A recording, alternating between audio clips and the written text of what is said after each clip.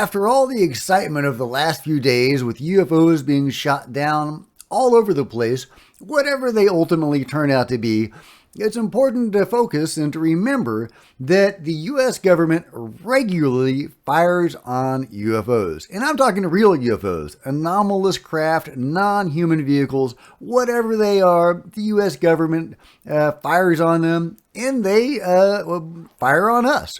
Not just the U.S. There's the well-known case in Italy where the UFOs were setting fires in Italy. As unlikely as that is, that's been pretty well verified.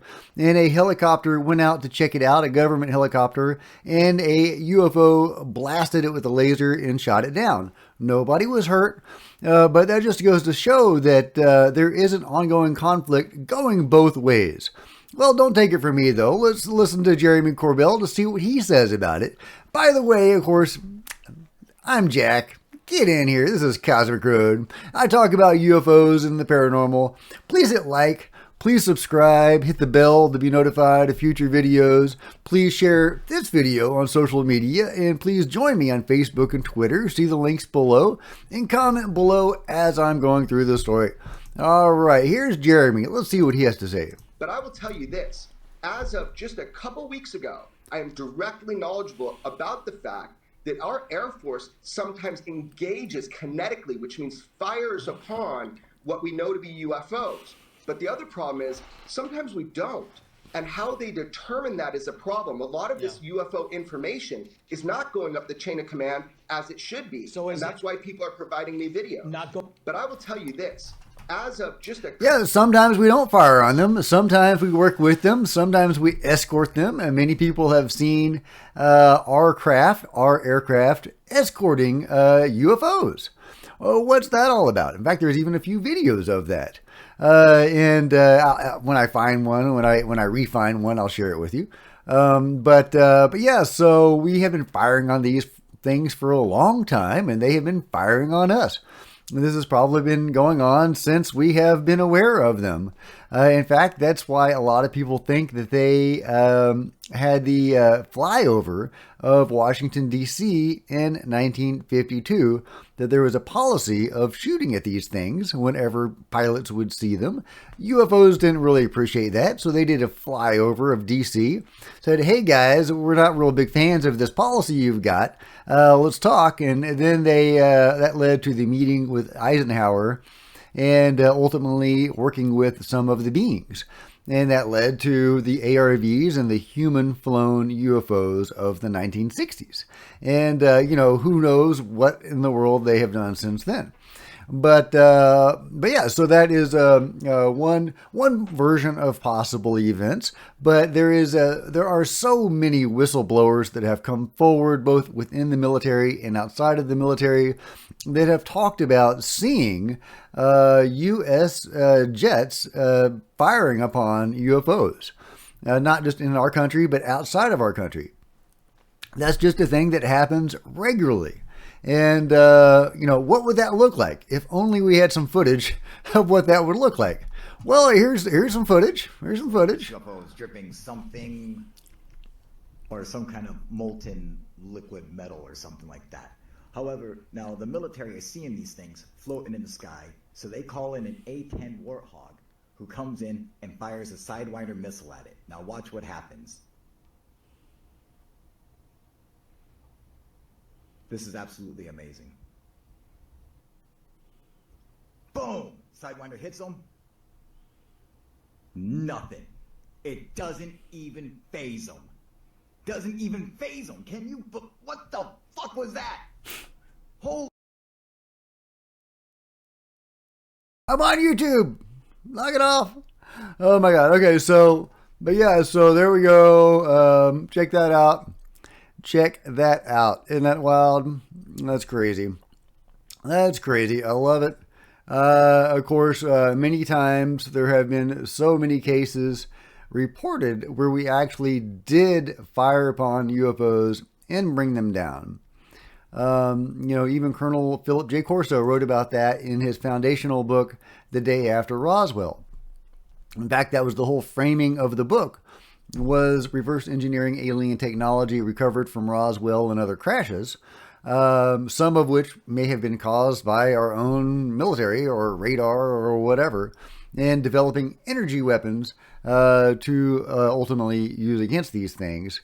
Now, if we needed the energy weapons, then how do these other cases make sense where there are many reports of us using bullets and missiles to bring these craft down?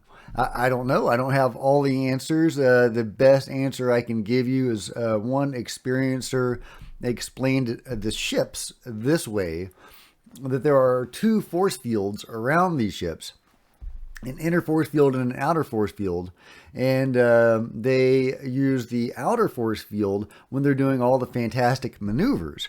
And when that is engaged, because that warps space and time and allows them to do these things, and when that is engaged, they are basically indestructible.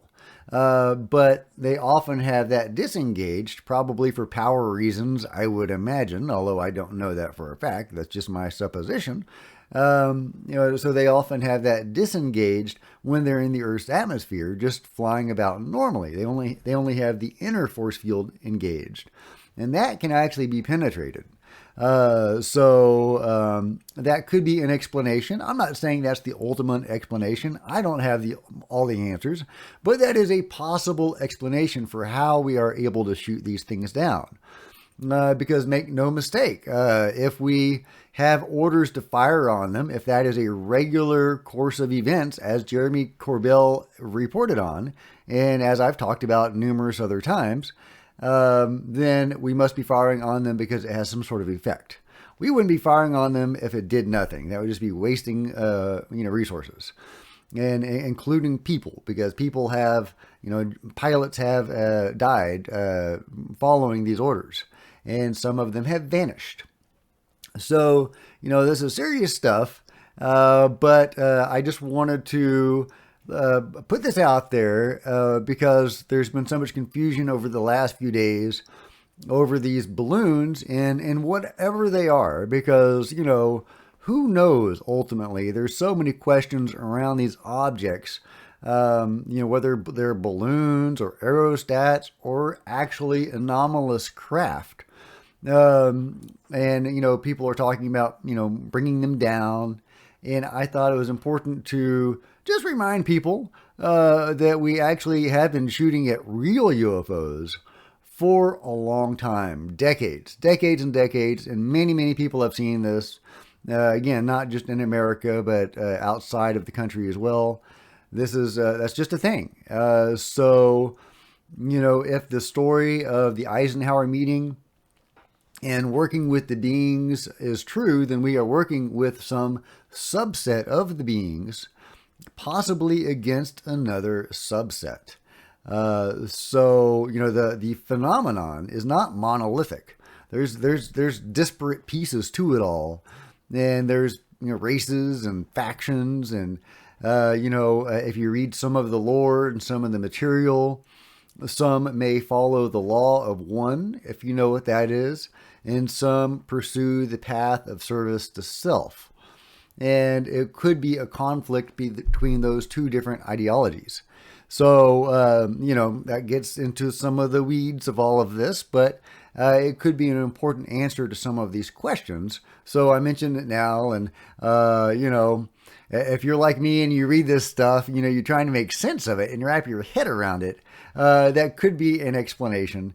So I offer that to you now. If you're familiar with the law of one, that is a one possible answer. So I hope that if there is a control group that is working with the beings, as I think that the research shows and the evidence shows, then I hope we are working with the ones that adhere to the law of one. That, in other words, we are all one. We're all in this together. I can't hurt you because I'd be hurting myself. The benevolent, goodly beings, in other words. I'm not always a huge fan of the law of one in some respects because it's more of a collective ideology and I'm more of an individualist. But I, at the same time, don't want to side with the service to self guys who are just running around doing bad things because they want to, and it suits their needs, and they abduct people for their own uses. So the Law of One guys might be abducting us for benevolent uses, benevolent reasons. So anyway, just putting that out there. Just again, I apologize for getting weird and woo woo and crazy, but that is where I think the research goes. And but just look at the surface level stuff if you're more comfortable with that. With, as Jeremy Corbell says, we are regularly firing on these things, as this video shows. If this is a real video, and I'll link to it, and you can check it out at your leisure. Sometimes we are not able to bring these things down, as you would expect. It seems so unlikely that we would be able to bring these things down at all. But there are so many witnesses that say that we have. So anyway, I will just leave it there. Let me know your thoughts in the comments below. Please hit like.